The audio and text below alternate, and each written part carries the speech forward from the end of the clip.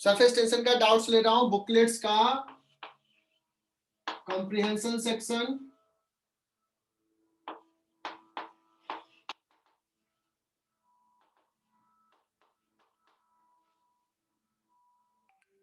एक open capillary tube है, contains A drop of water.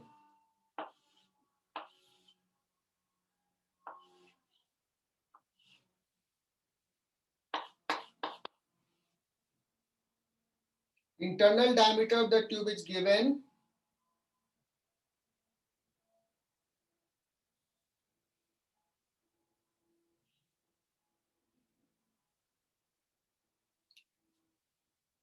R is equal to 1 millimeter. और एक word लिखा है assume the complete wetting.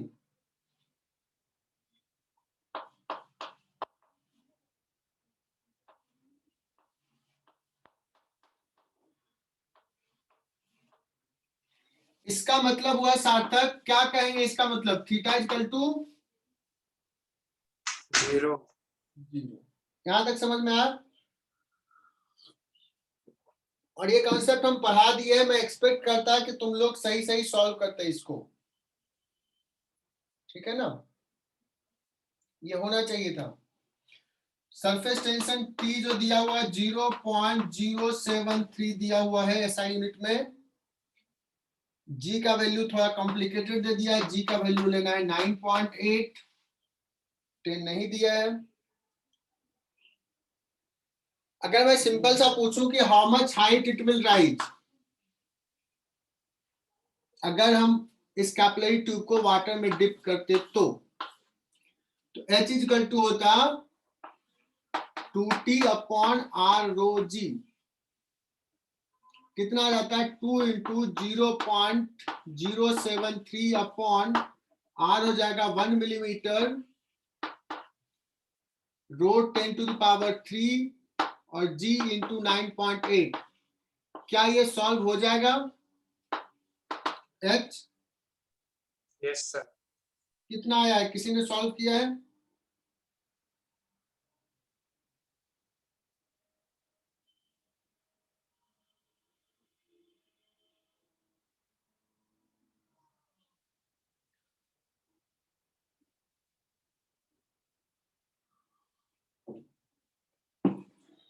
सो अगर ये वर्टिकल पोजीशंस में है और अगर ये डिप किए होते तो इतना राइज करता। अब मैंने समझाया था ये चीज, क्या समझाया था? कि इसको फिंगर को पुट करो और बाहर निकाल लो, तो ये हो गया H और ये हो गया था नीचे L। ये कॉन्सेप्ट देखना, उसी कॉन्सेप्ट पे बेस्ड सवाल होगा ये, H प्लस L। बच्चों ये जो ऊपर का फोर्स है ये H हाइट तक के वेट को बैलेंस करेगा और नीचे जो L को बैलेंस करना है उसके लिए शेप कैसा हो जाएगा? ऐसा शेप हो जाएगा। होगा कि नहीं? अगर ये भी H हो जाएगा, H और H, तो ये वाला कंप्लीट वेटिंग होगा, मतलब ये थीटा 0 रहेगा। अगर ये L जो है H से ग्रेटर है, बहुत टाइम लेके समझाया था, तो liquid will come out, 2H पे बैलेंस होगा। और अगर L H से छोटा था तो यहाँ पे तो यही रेडियस ऑफ कर्वेचर रहेगा, ये थीटा 0 ही रहेगा। बट यहाँ पे थीटा क्या हो जाएगा? सब हेमिस्फेरिकल, जितनी की जरूरत है उतना ही रहेगा। सार्थक ये कॉन्सेप्ट याद है? हाँ सर। फिर कहा था किसी ने लिक्विड को बाहर निकाल दिया है, दैट मींस ये हाइट H से भी कम हो गया, तो यहाँ पे शेप ऐसा होगा और H हाइट तक का बैलेंस कर सकता है, तो ये क्या करेगा? ऊपर पुल करेगा, तो यहाँ पे शेप थोड़ा ऐसा हो जाएगा ऐसा, बट ये थीटा 0 नहीं रहेगा।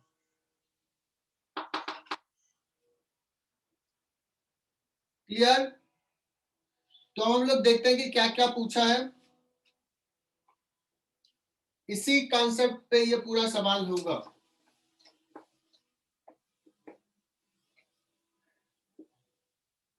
तो H का कोई डेटा निकाल के बताओ, then I will proceed on this.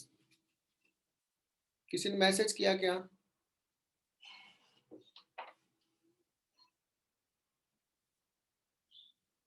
नहीं किया अभी तक कोई मैसेज नहीं। चलो पहला सवाल क्या पूछा है? When the tube is in vertical position, the drop forms a column of length 2 centimeter.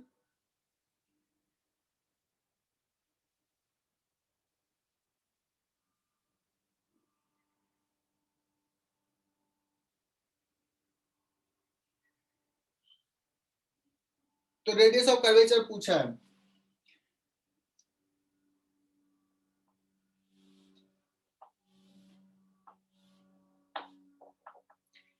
ऊपर सर वो कहाँ पे लिखा है? आर जो रहेगा वो तो 1 मिलीमीटर ही रहेगा। बोलो सार्थक। 1 मिलीमीटर डायमीटर है। डायमीटर है ना सर? अच्छा वो डायमीटर है, 1 मिलीमीटर डायमीटर है, तो रेडियस कितना हो जाएगा? 0.5। ठीक है, अब नीचे वाला का देखना है कि क्या होगा। So this is how much? 2 centimetre. एक और मेथड तुम यूज कर सकते हो, बहुत ही सिंपल सा मेथड। कौन सा? Pressure method. बच्चों यहां पे कितना है प्रेशर? P0 माइनस 2T/R लिख लो।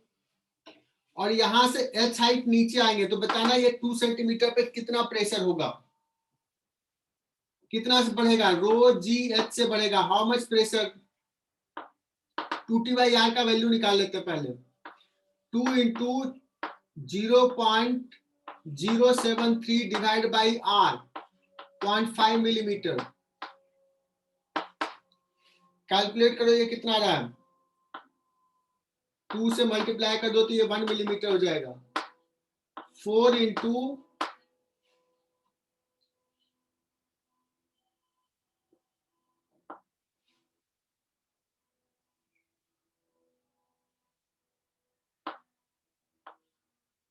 ये कितना आ जाएगा? 0.073 और 1 मिलीमीटर है तो 10⁻³ pascal.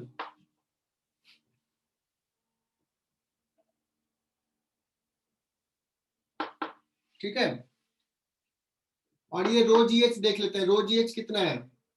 10⁻³ into 9.8 into H. H कितना दिया है? 2 सेंटीमीटर।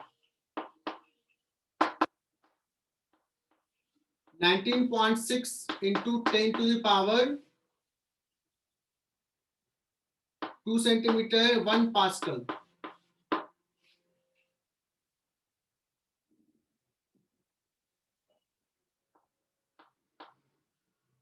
ये कितना आ रहा है? लगभग 28 नहीं 29.292 पास्कल। सही लिख रहा हूं? ये 196 पास्कल। Is it correct? तो यहां से रो जी एच आ रहा है कितना? 196 पास्कल। और 2T-R वाला जो है वो 290 ये है। तो यहाँ का प्रेशर जो है बच्चों किससे कम होगा? एटमॉस्फेरिक प्रेशर से कम होगा यहाँ का प्रेशर। Is it clear? या मैं थोड़ा कॉम्प्लिकेटेड बना दिया है क्या अभी तक? मैं ये वैल्यू दिखाना चाह रहा हूं कि ये इतना आया है और रो जी एच का वैल्यू कितना आ रहा है? 196। कैलकुलेशन मिस्टेक नहीं किया हूं ना?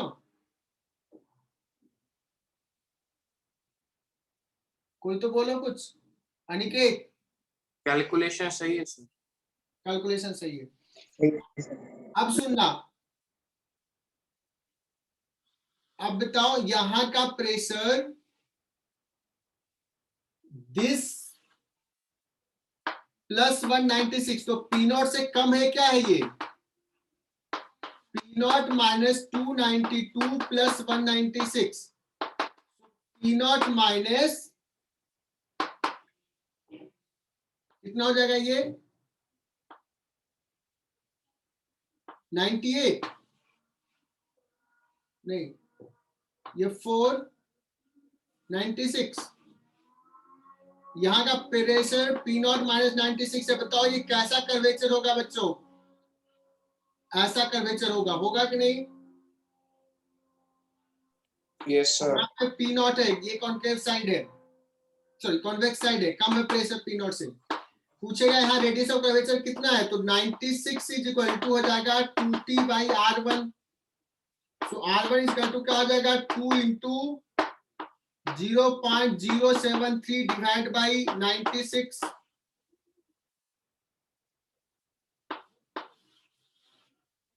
सॉल्व कर लोगे इसको, चेक करो। 96 को लगभग 100 मान लेते हैं, 100 से थोड़ा सा, तो अगर 100 मान लिया ना इसको, तो इसको थोड़ा बढ़ाना पड़ेगा, तो 0.075 इंटू 2 ऐसा कर सकते हो।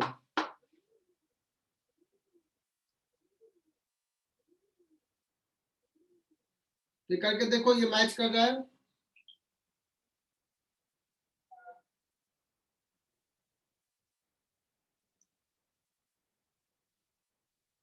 अब दूसरा चौथा सवाल है, when the tube is in its vertical position drop forms a column length of 4 centimetre. Sir sir next वाला क्वेश्चन वो एल और एच वाले मेथड से बताइए ना।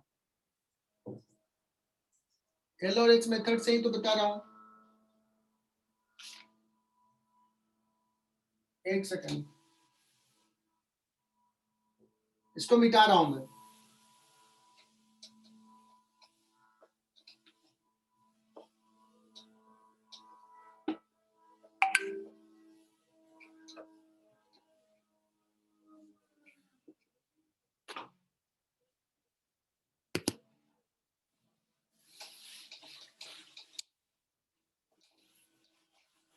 ये कॉम्प्रिहेंशन एल और एच मेथड से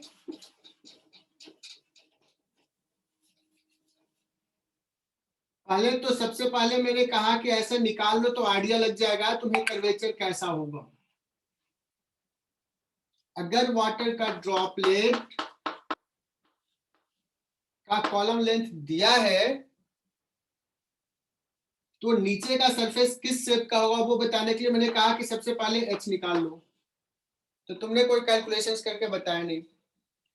ये एच इज इक्वल टू आता है 2t by R rho G. Put the value, find this H. 2 into 0.073 divide by 0.5 millimetre, rho और ये 0.5 हट गया, जी का वैल्यू 9.8। अभी 9.8 क्यों दिया है, क्यों परेशान करने के लिए क्वेश्चंस बनाने वाला,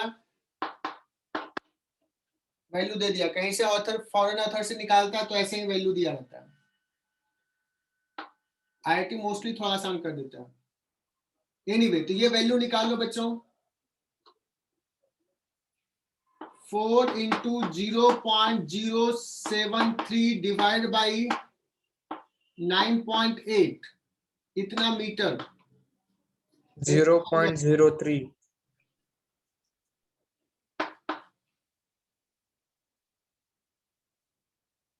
ठीक है ना।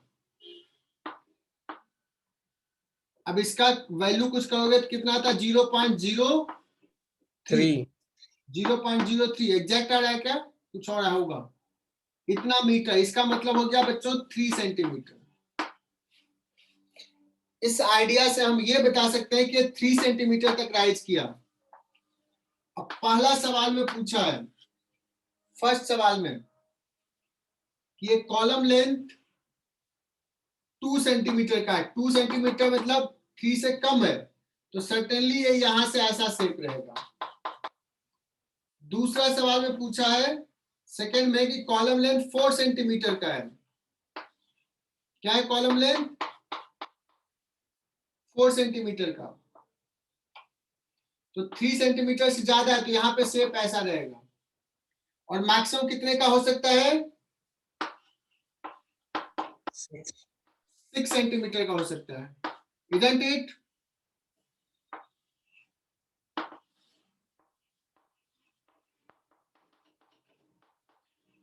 यहां तक का कॉन्सेप्ट क्लियर कि नहीं? Clear, sir. Yes, sir. Curvature ये पूछ सकता है कि ऐसा है तो यहाँ पे कैसा कर्वेचर, ये पूछ सकता है, यही सवाल हो सकता है, कॉन्सेप्ट चेक करना है। शायद 2-4 बच्चों को क्लियर हो गया होगा, और ये जो पीछे पढ़ा उसी से रिलेट कर रहा हूं, इसलिए मैं थोड़ा बहुत डिटेल में नहीं जा रहा हूं। नाउ पूछा कि यहाँ पे रेडियस ऑफ कर्वेचर कितना है, यहाँ कैसा है वो तो बता दिए, है कितना रेडियस ऑफ कर्वेचर इसका आर।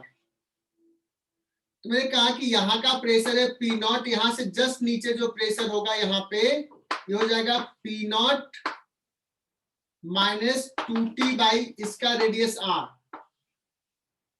इसका radius of curvature small R ही रहेगा, बिकॉज ये कैसा बना रहा है, वेटिंग, फुल कंप्लीट वेटिंग है, थीटा 0 है। Is it clear?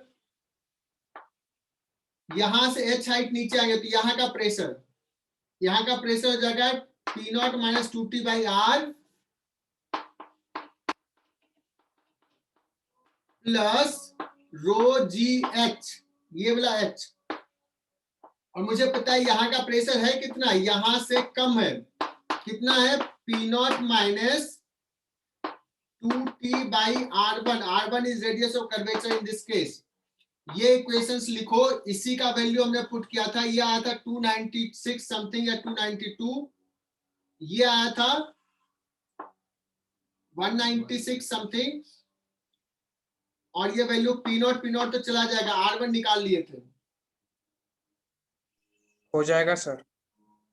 सिमिलरली जब यहाँ पे बात करेंगे तो यहाँ के लिए फोर्थ क्वेश्चन के लिए यहाँ का प्रेशर है P not minus 2t by R, इसका अगेन आर वही रहेगा।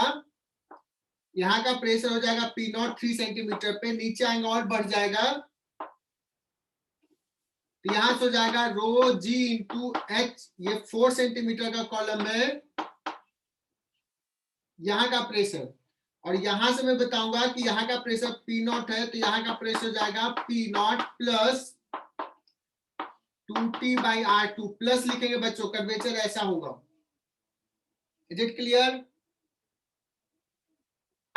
Yes sir. तो ये सॉल्व हो जाएगा। नेक्स्ट सवाल,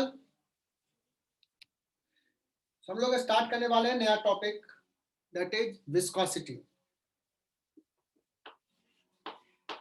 बाकी सरफेस टेंशन के बाकी क्वेश्चंस भी कर लेना।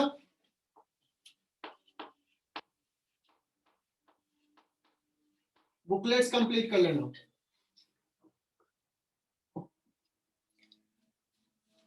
बच्चों विस्कोसिटी छोटा सा टॉपिक है, हालांकि इस साल जेई में शायद बहुत अच्छे क्वेश्चन इस पे पूछे हैं। Viscosity is related to friction. Friction in fluid between layers when flowing. अगर फ्लूइड फ्लो कर रहा है तो एक लेयर के रेस्पेक्ट में दूसरा लेयर का वेलोसिटी अगर डिफरेंट है, एक लेयर दूसरे लेयर पे जो फ्रिक्शन फोर्स लगा रहा है, internal friction force, that is called viscosity, है ना। जैसे हम लोग जब आइडियल फ्लूइड लिया था तो कहते विस्कोसिटी 0 लिया था, नॉन विस्कस बताया था, मतलब वो कोई फोर्स नहीं लगा रहा, फ्रिक्शन नहीं है, नेग्लिजिबल लिया था, नेग्लेक्ट किया था। बट प्रैक्टिकली ऐसा नहीं होता। जैसे जो थिक ऑयल है उसकी विस्कोसिटी ज्यादा है, वाटर की विस्कोसिटी कम है, ठीक है ना।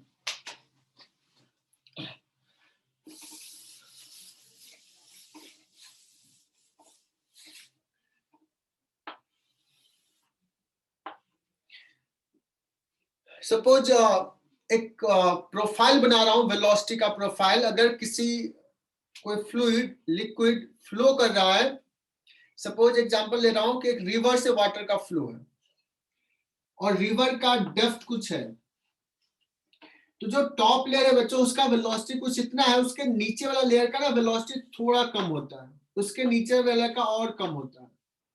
So this is velocity profile in general अगर फ्लूइड फ्लो कर रहा है तो.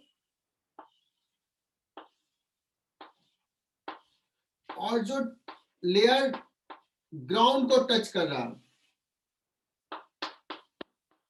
जो ग्राउंड को टच कर रहा है, इसका velocity almost zero. So in general this is the velocity profile. Let's यहां से किसी जेड हाइट पे इसका वेलोसिटी है v, और यहां से dz हाइट और ऊपर गए इसका वेलोसिटी हो जाएगा v plus dv. So we define a term velocity gradient.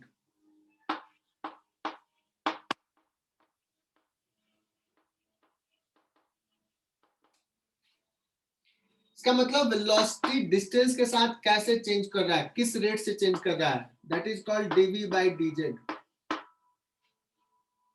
z हो गया हाइट, dv हो गया चेंज इन वेलोसिटी.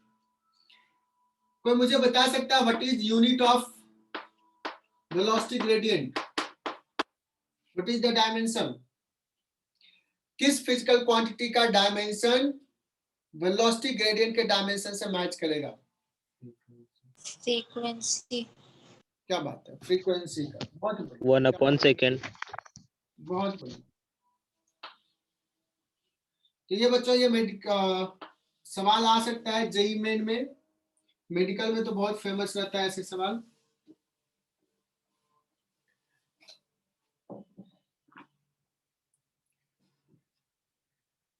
अब चूंकि लेयर्स का वेलोसिटी डिफरेंट है बच्चों, तो each layer applies force on another layer. जो लेयर टच कर रहा है फ्रिक्शन का फोर्स है, तुम्हें पता ही है कि अपोज करेगा रिलेटिव मोशंस को. तो इस लेयर पे ये वाला लेयर किधर फोर्स लगा रहा है, this top layer will apply force on this in this direction, isn't it? इसका वेलोसिटी कम है, ये इस पे इधर लगाएगा. ठीक है, तो यहां से जेड हाइट पे जो लेयर है उसको ऊपर वाला किधर फ्रिक्शन फोर्स लगा रहा है, तो इधर लगाएगा. तो विस्कस फोर्स किस किस चीज के प्रोपोर्शनल होता है? प्रोपोर्शनल होता है कितना क्रॉस सेक्शन एरिया है, जो लेयर पे हम फोर्स कर रहे हैं तो क्रॉस सेक्शन एरिया कितना है, और प्रोपोर्शनल होता है dv बाई dz का. वेलोसिटी का प्रोफाइल कैसे चेंज हो रहा है? अगर सारे इक्वल इक्वल वेलोसिटी जा रहा है तो विस्कस फोर्स नहीं लगेगा, बिकॉज रिलेटिव स्लिपिंग नहीं है. और एक constant, proportionally constant, that is written as eta. क्योंकि ये अपोज करता है बच्चों वेलोसिटी, रिलेटिव वेलोसिटी को, that's why sign minus. This eta is called coefficient of viscosity. यहां तक में किसी को दिक्कत तो लिख बताओ.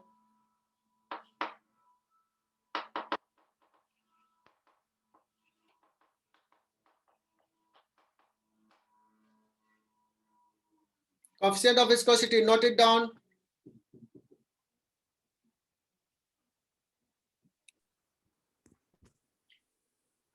इसमें डायरेक्शन ऑफ फ्रिक्शन गलती से उल्टा बता दिया था.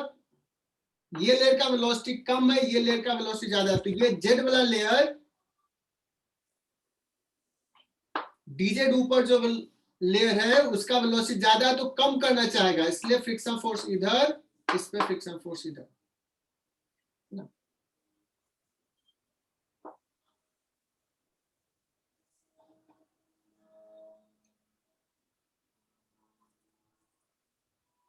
एक बार बताता हूं, this is the area of the cross section area.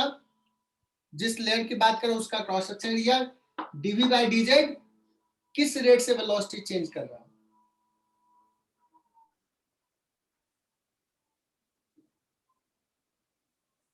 और eta coefficient of viscosity, this is property of fluid.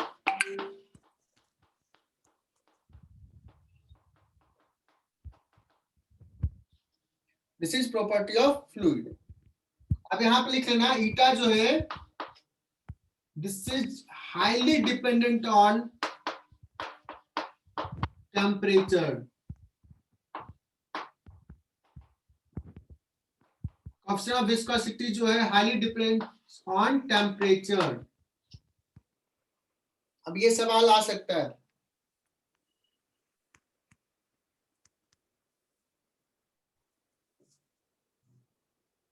Viscosity की अगर बात करें तो थिक ऑयल और वाटर या थिन ऑयल में कंपैरिजन अगर करो तो विस्कोसिटी किसका ज्यादा है? तो थिक ऑयल का, जो फ्लो इजीली ना हो, फ्लो करना मुश्किल हो, स्लो फ्लो हो।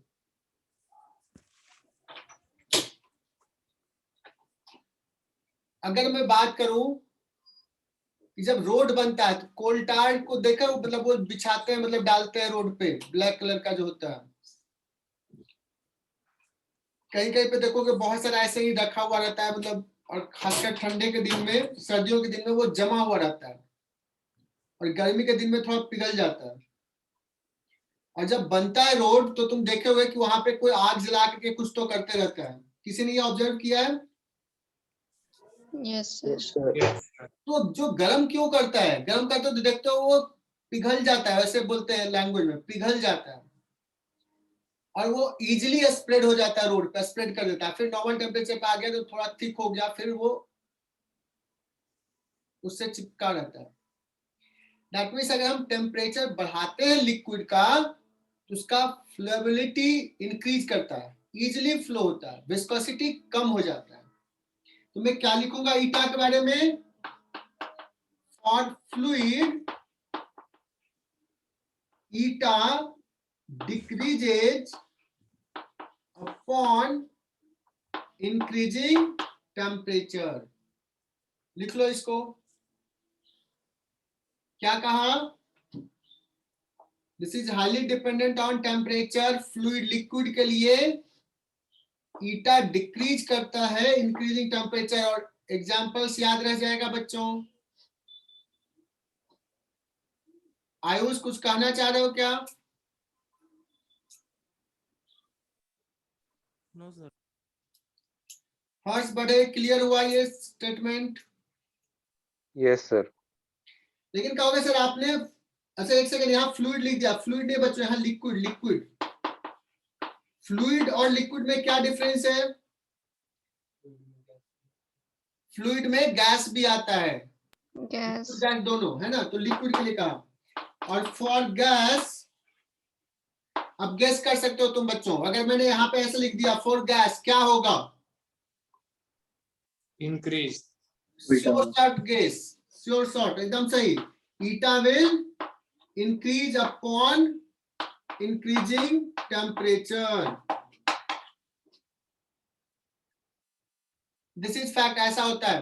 अगर हम टेम्परेचर बढ़ाते हैं, मॉलिक्यूल्स में ज्यादा कोलिजन्स होता है, वो विस्कोसिटी बढ़ा देता है, लेयर्स के बीच में ज्यादा फोर्स लगता है।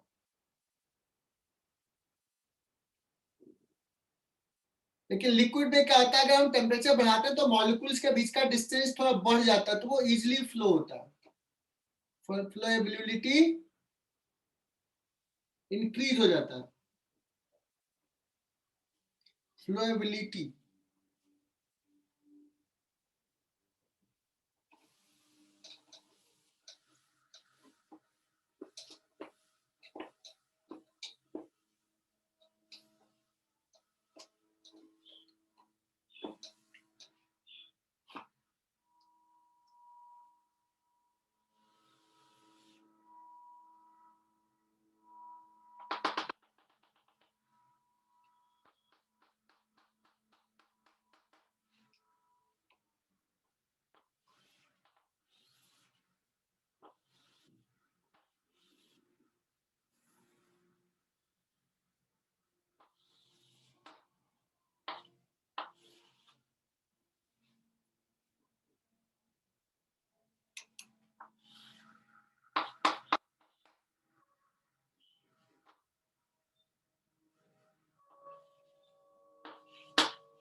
मैं डायग्राम ड्रॉ करने की कोशिश कर रहा हूं।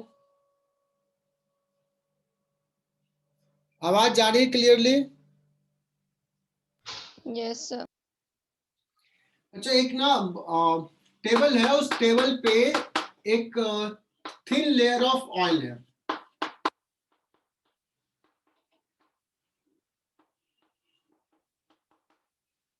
और ये प्लेट है। सपोज प्लेट का cross section area suppose 200 centimetre square.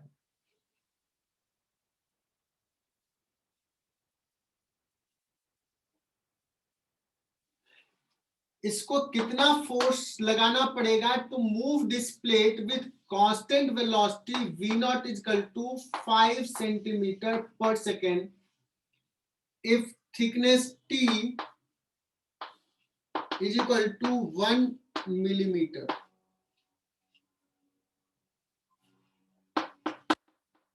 Find force required to move plate horizontally with constant velocity 5 centimetre पर सेकेंड। इसको लिख लो।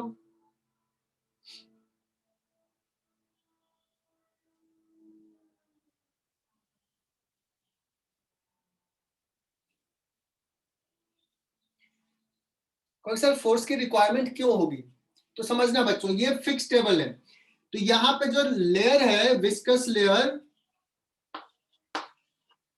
उसका कुछ कोएफिशिएंट ऑफ विस्कोसिटी अभी हमने दिया नहीं है। Coefficient of viscosity is suppose 5 SI unit है। अब मैं यूनिट भी बताऊंगा कि क्या होगा। एफ ईटा का यूनिट कोई बता सकता है बच्चों?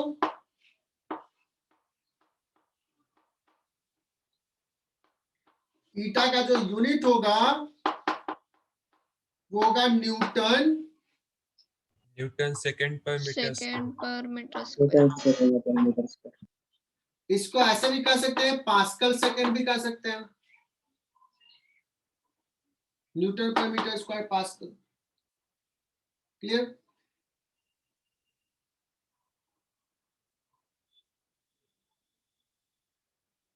अच्छा इसका बताना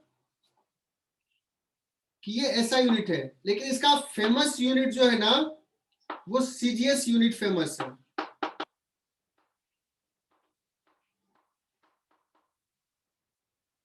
और सीजीएस यूनिट को बोलते हैं पॉइज। पॉइजले नाम के साइंटिस्ट हैं, उनके ऑनर में इसका पॉइज रखा है, कैपिटल पी से डिनोट करते हैं पॉइज को। और this is equal to 0.1 SI unit. और ये बहुत कंफ्यूजन होता है बच्चों, ये बड़ा ब्लंडर मिस्टेक्स करते हैं, ब्लंडर नहीं कहेंगे, सिली मिस्टेक्स बोलेंगे, सॉरी सिली मिस्टेक्स होता है बच्चों के साथ। अगर टीचर्स ने नहीं बताया तो उनको लगता है कि पॉइज इज SI यूनिट, बहुत फेमस यूनिट है, तो ये याद कर लो कि सर ने बताया था।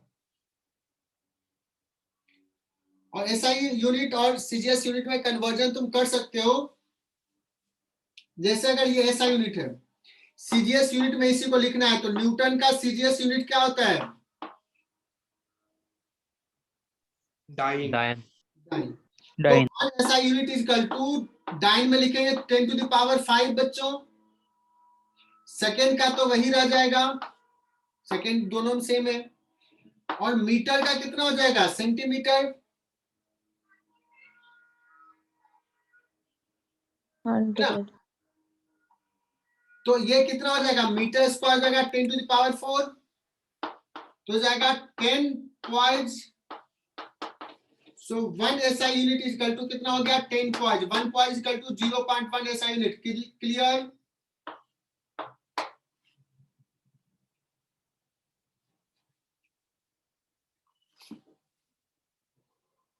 तो यूनिट भी मैंने बता दिया।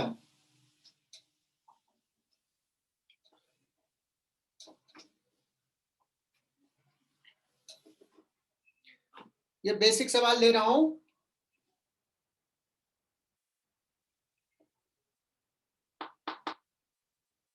अब बताना, अगर ये कांस्टेंट वेलोसिटी जा रहा है तो इस लेयर का जो टॉप लेयर है उसका वेलोसिटी तो प्लेट के वेलोसिटी के बराबर होगा।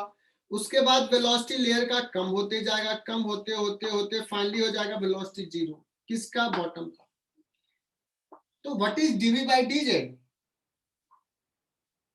ठीक है ना। तो अभी मैं बता रहा हूं कि एवरेज ले लेंगे यहाँ पे। Why we can take average, वो मैं क्लैरिटी दूंगा थोड़ा देर बाद, क्योंकि ये प्लेन सारे प्लेनर है, सारे लेयर।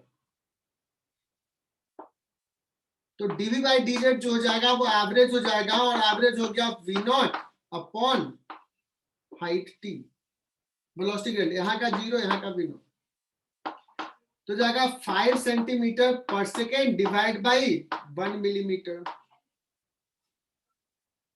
सो वेलोसिटी ग्रेडियंट हो जाएगा 10 to the power -2 10 -3 50 metre, sorry metre चला जाएगा 50 पर सेकेंड। क्लियर? विस्कस फोर्स कितना हो जाएगा बच्चों? F V is equal to माइटू लिखना eta, eta is 5 assignment 5 into eta A 200 centimetre का square, eta A into DV by DZ 50। अब ये कैलकुलेट कर लोगे,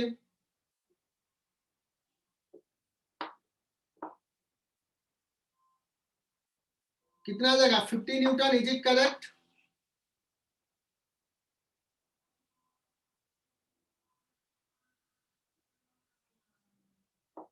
दो 200 इंटू 5 1000 इंटू 0 10 टू पावर 4, यहाँ सेंटीमीटर स्क्वायर ऐसे में पुट करोगे 15 नहीं 5 न्यूटन ना? हाँ सर। 5 न्यूटन। 5 न्यूटन का फोर्स रिक्वायर्ड है। अच्छा, अभी तक विस्कोसिटी का बहुत सारे मैं चाह रहा हूं कि 15 मिनट में ना सिलेबस कंप्लीट कर दूं, क्वेश्चंस बाद में करेंगे। विस्कोसिटी का कुछ एग्जांपल्स बताता हूं। अगर हम रेन ड्रॉप की बात करें तो रेन ड्रॉप किस हाइट से स्टार्ट करता है फॉल करना? 22 जो होती है, ये सारी एक्टिविटीज अर्थ से कितने हाइट ऊपर होती है रफली? 10 किलोमीटर। अब बताना 10 किलोमीटर में जी लगभग कांस्टेंट रहेगा, 10 किलोमीटर से नीचे फॉल कर रहा है अगर ये रेन ड्रॉप, अगर एटमॉस्फेयर नहीं होता, अगर फ्लूइड का विस्कोसिटी फोर्स नहीं लगता एयर का रेन ड्रॉप पे, तो ये किस वेलोसिटी से नीचे आता है? कहते हैं सर √2gh। कैलकुलेट करके देखो, वाटर ड्रॉप्स, रेन ड्रॉप्स किस स्पीड से डाउन पे आता? 2 इंटू 10 इंटू h जो हो गया 10 किलोमीटर। 10 किलोमीटर का मतलब 10 टू द पावर 4। इसका मतलब हो गया √20 into 10 to the power 2 metre पर सेकेंड। √20 रफली कितना हो जाएगा? 4.5। मतलब किस स्पीड से आता बच्चों? 450 मीटर पर सेकेंड से आता। अगर रेन ड्रॉप इस स्पीड से आता है तो क्या हम बारिश के मौसम में बाहर निकलने का रिस्क ले सकते थे? नहीं। क्या हमारा जो छाता है, क्या वो छाता कोई काम का होता? 450 मीटर से आता तो? No sir. नहीं। रजनीकांत ही बाहर सिर्फ निकल सकता था ऐसे में। छाता जेम्स बॉन्ड का, कोई एक बच्चा ने बोला सर जेम्स बॉन्ड का छाता आना चाहिए। जेम्स बॉन्ड कुछ नया छाता डिवाइस करता।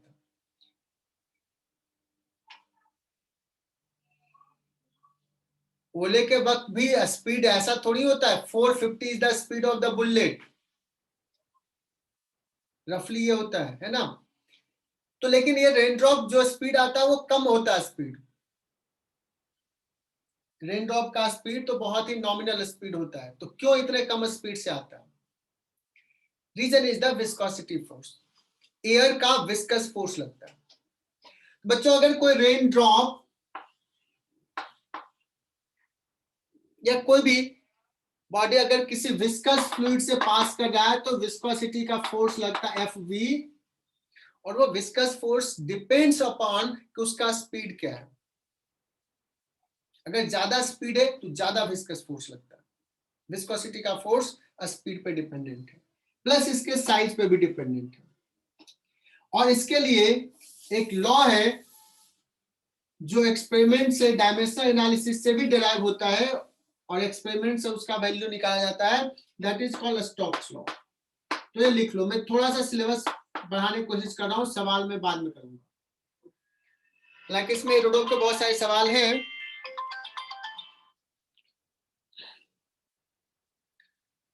अच्छे अच्छे सवाल है, वो करवाऊंगा जरूर। लिखो स्टोक्स लॉ, क्योंकि ये इंपॉर्टेंट है।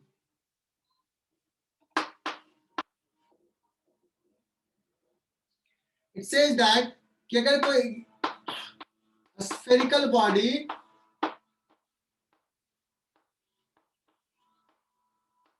Moving through a viscous fluid column,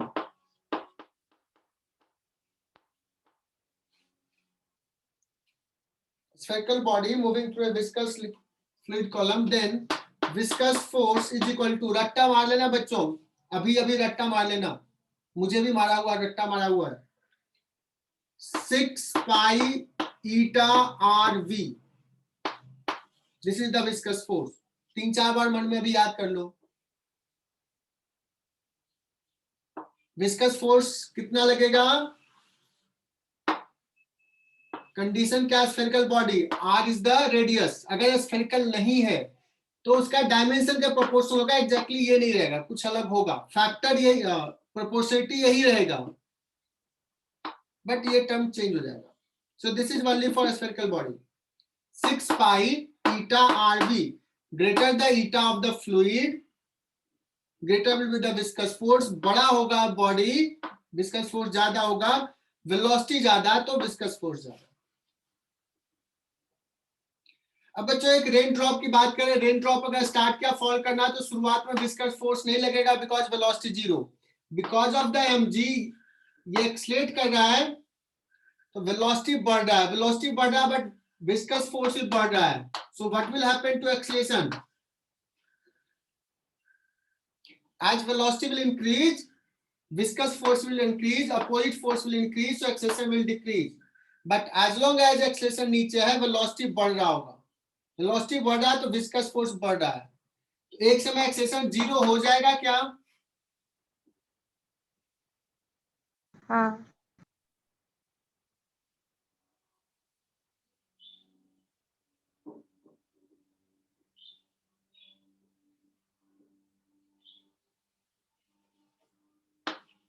तो एक समय acceleration जीरो कब होगा बच्चों? जिस समय viscous force किसके बराबर हो गया? mg के बराबर। या कहने का मतलब ऐसे छोड़ दो, नेट फोर्स जीरो हो गया। एक्सेलरेशन जीरो का मतलब नेट फोर्स जीरो, ऐसे लिख लो। और जब नेट फोर्स जीरो हो गया तो वेलोसिटी क्या हो जाएगा? मैक्सिमम। कांस्टेंट और मैक्सिमम, मैक्सिमम हो जाएगा और वो कांस्टेंट हो जाएगा। This velocity is called terminal velocity.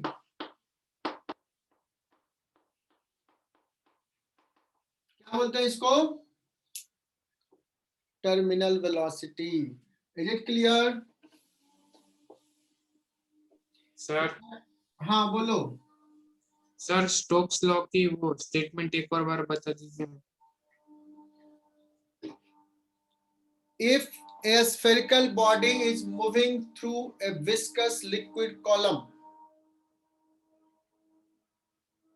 if a spherical body is moving through a viscous liquid column, fluid column, liquid का जगह fluid, then viscous force is equal to 6 pi eta RV। eta क्या है? Fluid का viscosity. r क्या है? Radius of the body. v क्या है? Speed of the body. And viscous force will be opposite to velocity. अगर sign के साथ लिखना है तो viscous force is equal to -6 pi eta R V. Clear ना? Yes, sir.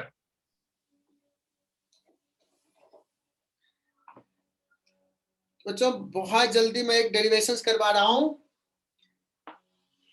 डेरिवेशंस फॉर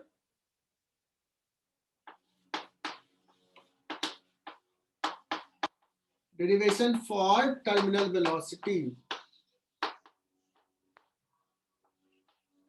अरे बच्चों अगर फॉर्मूला भूल गए तो इतनी कैपेबिलिटी होनी चाहिए कि 5 सेकंड में ये डेरिवेशंस कर लो। मुझे भी नहीं याद रहता है टर्मिनल वेलोसिटी का फॉर्मूला। सारे बच्चे सुनना। एक स्फेरिकल बॉडी है जिसका डेंसिटी है रो, और एक फ्लूइड में ये रिलीज कर दिया और इसका डेंसिटी है सिग्मा फ्लूइड का।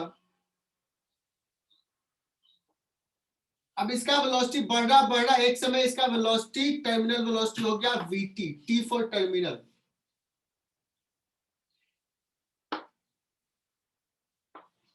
So when it acquire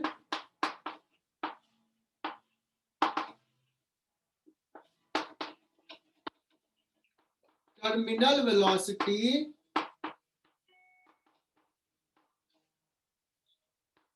net force, यही कंडीशन है, net force becomes 0। बताना इसमें फोर्स कौन कौन सा लग रहा है बच्चों? mg। अंकित सिंह बताना कि और कौन सा फोर्स है Ankit? Viscous force. Viscous force, बहुत बढ़िया। किधर लगेगा विस्कस फोर्स? ऊपर। ऊपर लगेगा विस्कस फोर्स, बहुत ही बढ़िया। और कौन सा फोर्स लग रहा है? buoyancy, बुआंसी फोर्स, क्या बात है। एक विस्कस फोर्स लगेगा Fv ऊपर और एक बुआंसी फोर्स लगेगा, बहुत ही बढ़िया, बुआंसी फोर्स B ऊपर। जब हम अभी रेन ड्रॉप की बात कर रहे थे ना, उस समय हमने बुआंसी फोर्स नेग्लेक्ट किया था। एयर का डेंसिटी बहुत कम है तो उस केस में हम नेग्लेक्ट कर देंगे, बट अभी हम ले रहे हैं। सो टर्मिनल वेलोसिटी में क्या हो जाएगा बच्चों? Fv plus buoyancy force that is equal to mg। लिखो।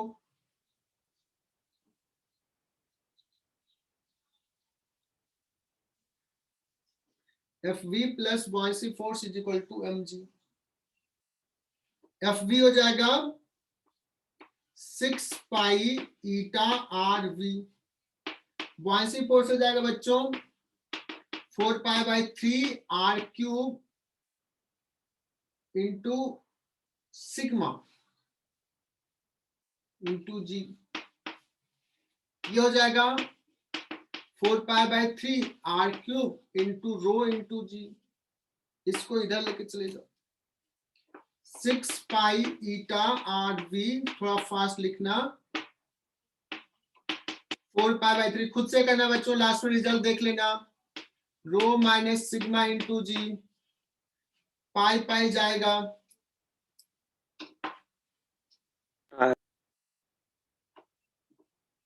आर स्क्वायर जाएगा, सॉरी आर क्यूब है तो ये आर स्क्वायर रह जाएगा, है ना। और ये v की जगह पे vt लिख देता हूं, t for terminal. So vt का फॉर्मूला मैं लिख रहा हूं, देखो यहाँ 6 है तो 2/9 कैलकुलेट कर लेना, R square rho minus sigma into G और नीचे में ईटा। और इसको ना 5 सेकंड से ज्यादा नहीं लगना चाहिए जब तुम्हें डिराइव करना हो तो, मैक्स टू मैक्स 5 सेकंड बच्चों। जैसे तुझे आज टर्मिनल वेलोसिटी का डेरिवेशंस करना है। सो vt is equal to 2r square by 9 eta rho minus sigma into g।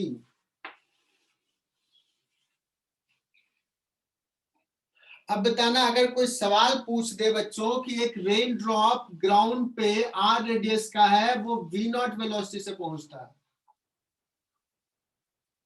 अगर ये रेन ड्रॉप 2r रेडियस का होता तो यही ग्राउंड पे किस स्पीड से पहुंचता? 4v0. 4v0 से पहुंचता। बहुत बढ़िया, r स्क्वायर के प्रोपोर्शनल।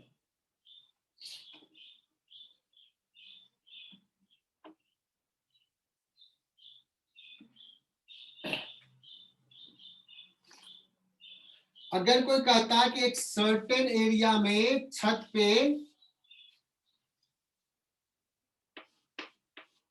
सपोज 10⁻³ ड्रॉप्स पर सेकेंड फॉल कर रहा है बारिश का मौसम में,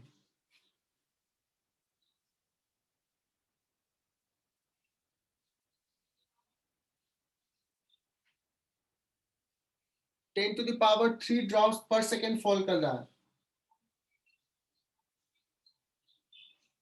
अगर ड्रॉप का साइज r है,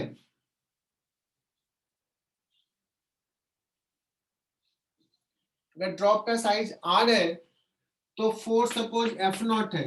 अगर ड्रॉप का साइज 2r है,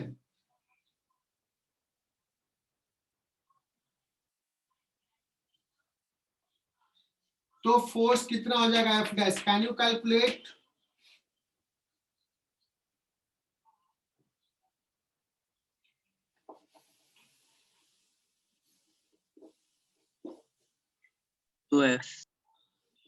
जी 2F। पहला तो कि अगर r रेडियस का है तो ये ड्रॉप्स फॉल कर रहा है, ड्रॉप्स, तो वेलोसिटी तो दिया नहीं है, तो मान लेते हैं कुछ वेलोसिटी ऑफ v0। लेकिन अगर 2r रेडियस का रेन ड्रॉप्स फॉल करता है तो उसका वेलोसिटी कितना हो जाएगा? 4v0। समझ में आ रहा है?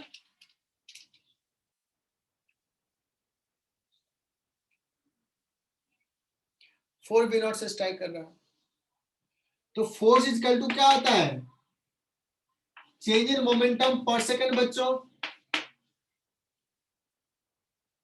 तो n ड्रॉप 1 सेकेंड में फॉल कर रहा है तो n इंटू, और गिरने के बाद बाउंस नहीं करता, पानी वहीं स्प्लैश हो जाता है, तो n into m into v। एक ड्रॉप का mv हुआ, 1 सेकेंड में n ड्रॉप कर रहा है, तो इतना हो जाएगा बच्चों।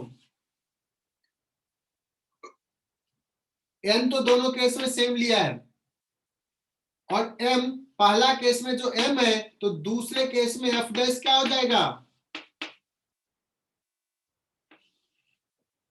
m 2m 4m 8m।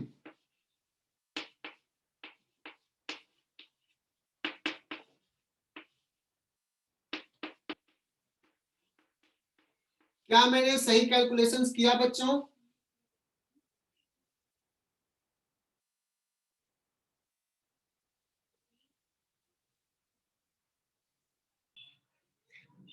सो अभी हमने टर्मिनल वेलोसिटी का फॉर्मूला डिराइव कर लिया। Now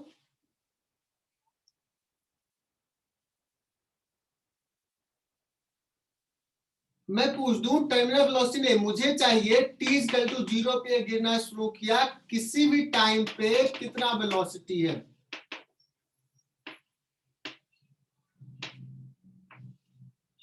at any t what is the velocity? Sir बहुत ही सिंपल, किसी भी टाइम पे पूछा what are the forces, mg, buoyancy, और कौन सा? fb। बच्चों इस पे क्या लगेगा? mg का फोर्स नीचे लग रहा है, b का फोर्स नीचे लग रहा है, ऊपर लग रहा है, fb का फोर्स ऊपर लग रहा है। तो this is the net force in downward direction, that is equal to mass into acceleration, isn't it? Yes, sir. So dv by dt मुझे निकालना velocity at any time t, तो पहले किसी भी पोजीशन पे लिख लेते हैं एक्सेलरेशन क्या है। तो dv by dt is equal to क्या हो जाएगा? m इधर आ गया, g minus v by m minus fv by m। अब ये वैल्यू पुट कर दोगे माइनस बॉयसी फोर्स कितना हो जाएगा 4π/3 r³ ऐसे लिख लेते हैं ना, सिग्मा बाई रो इंटू जी होगा कि नहीं?